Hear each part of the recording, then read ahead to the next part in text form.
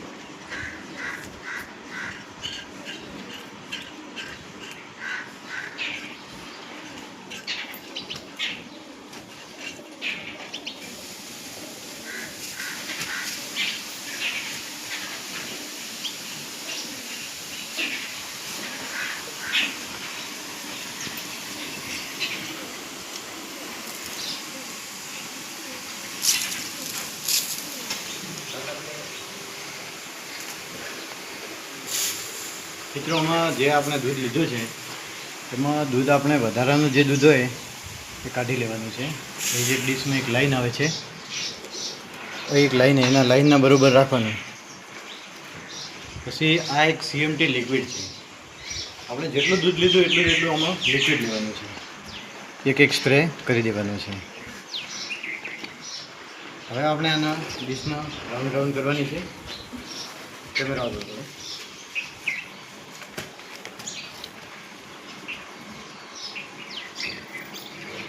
હવે જોયું મિત્રો, તમે જો આ 3 કરતાં આ 2 કરતાં આ 2માં આમાં થોડું વધારે આ દૂધ એકદમ જેલી જેવું થઈ ગયું છે. જો તમે આમાં વધારે મસ્ટેટીજ છે, આમાં થોડો ઓછો છે. જો હવે મિત્રો કેવું છે ખબર છે, આ જે તમે આપણે ચોરની જે વાત કરતા હતા ને, આ એ ચોર છે. આ જે સીએમટી લિક્વિડથી આપણે ચેક થાય છે, આનો મતલબ થાય છે સબ ક્લિનિકલ મસ્ટેટીજ. જે તમને દૂધ તમારું ચોખ્ખું જ છે. આપણે પહેલાં તમને બતાવ્યું હતું જ્યારે લિક્વિડ લીધું એના પહેલાં કે દૂધ એકદમ નોર્મલ હતું, ચોખ્ખું દૂધ હતું. આ ગાય ખાવા પીવામાં કમ્પ્લીટ છે, એનું ટેમ્પરેચર નોર્મલ છે, કોઈ જાતની બીમારી આ ગાયમાં દેખાતી નથી, પણ એનું દૂધ હાલ ઓછું આવી રહ્યું છે. આપણે આ કાનજીભાઈએ કીધું કે આપણે ગાય ચેક કરવી છે, આજે મસ્ટેટીજ ચેક કરવો છે એમ કે શું પ્રોબ્લેમ છે એમ. તો આજે આપણે દૂધનું સેમ્પલ લીધું અને આ રીતે ચેક કર્યું. તો જો તમને મેં આ લાઈવ પ્રેક્ટિકલ દેખાડ્યું છે એમ કે આ ચોર કઈ રીતે પકડાય છે એમ. હવે મિત્રો, આ જે ટેસ્ટ છે, આ ટેસ્ટ તમારે જાતે શીખવો જ પડશે. એના સિવાય કોઈ ઉદ્ધાર છે જ નહીં. આ ટેસ્ટ બહુ મોંઘો નથી, ખાલી ફક્ત 5 થી 10 રૂપિયામાં એક ટેસ્ટ પડે છે તમને. તમારે બધા પશુપાલન લોકોને આ ટેસ્ટ તમારે શીખવો પડશે. આ કીટ તમે જાતે જોડે રાખતા શીખી જાઓ. જોઈ લો, કેલિફોર્નિયા મસ્ટેટીજ ટેસ્ટ એટલે સીએમટી. આ લિક્વિડ અને આ ડીશ આવી રાખવાની તમારે.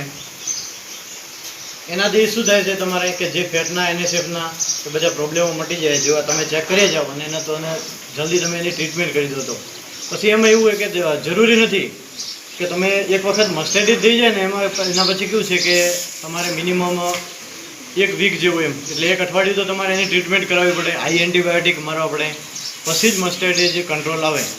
એના પહેલાં મસ્ટેટીજ કંટ્રોલ થાય નહીં. એના માટે તમારે એવું કરવાનું છે, આ ચેક કરી જવાનું. ચેક કરી અને પછી તમે એના માટે આપણે જો એક હું તમને બતાવું. એક આ ટીટાલી એમ ગોળી આવે છે. જેવું તમારે પોઝિટિવ દેખાડે તો એમાં તમે આ ટિટાલિયમ કેપ્સ્યુલ આપી શકો છો. એનું બેસ્ટ રિઝલ્ટ છે.